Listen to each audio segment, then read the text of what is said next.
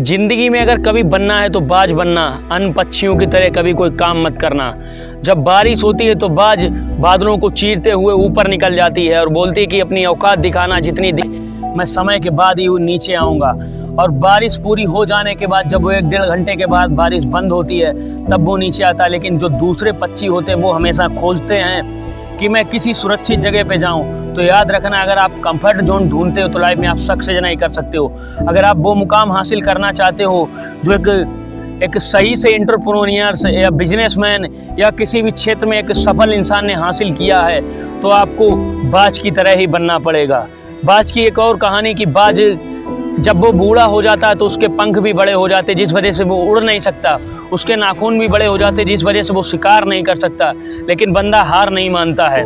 वो पक्षी के पास 2 ऑप्शन होते, या तो वो ज़िंदगी को कोसता रहे और कुछ समय के बाद वो मर जाए, लेकिन और दूसरा ऑप्शन ये होता है कि उसको एक नया जीवन मिल सकता है। अगर वो अपने परों को काट दे, अपने नाखूनों को काट दे, तो वो बंदा वही करता, उसकी चोंच भी सही से नहीं काम करने लगती है, तो वो अपना 6 महीने का स्ट्रगल करने के बाद अपनी चोंच को एक नया तोड़कर एक नया चोंच बनाता है, अपने पंखों को काटकर एक नया पंख बनाता है, अपने नाखूनों को काटकर एक नया नाखून बनाता है, जिस वजह से वो अपनी मुकाम को दोबारा से हासिल कर सकता है। उसकी एज हो जाने के बाद भी वो ऐसा एक नया पक्षी बन जाता है, एक नया जुनून होता है, नई ताकत होती है, नई ऊर्जा होती है उस पक्षी के अंदर।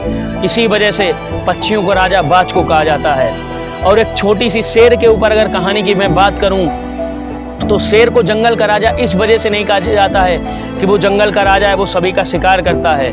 उसकी सोच के हिसाब से उसको जंगल का राजा कहा जाता है। उससे भी बड़े ऐसे खतरनाक जानवर उस जंगल में रहा करते हैं, लेकिन वो शेर का मुकाबला क्यों नहीं करते? क्योंकि शेर के अंदर एक जुनून होता है, एक पागलपन होता है। उसने जैसे ही अपने शिकार को देखा तो उसको अंदर एक लालसा आई कि इसको खाना है तो खाना है, चाहे उससे भिड़ना पड़े, चाहे उससे मैं हार भी जाऊं, लेकिन उसके अंदर एक डेडिकेशन होता है कि मुझे इसका सामना करना ही है। तो तभी वो शेर इस जंगल का राजा कहलाता है। नहीं तो अगर अदर जानवरों की तरह अगर वो भी सोचे कि मुझे भाग जाना है, मुझे इससे दूर भागना है, तो वो शेर नहीं कहलाएगा, वो जंगल का राजा नहीं कहलाएगा।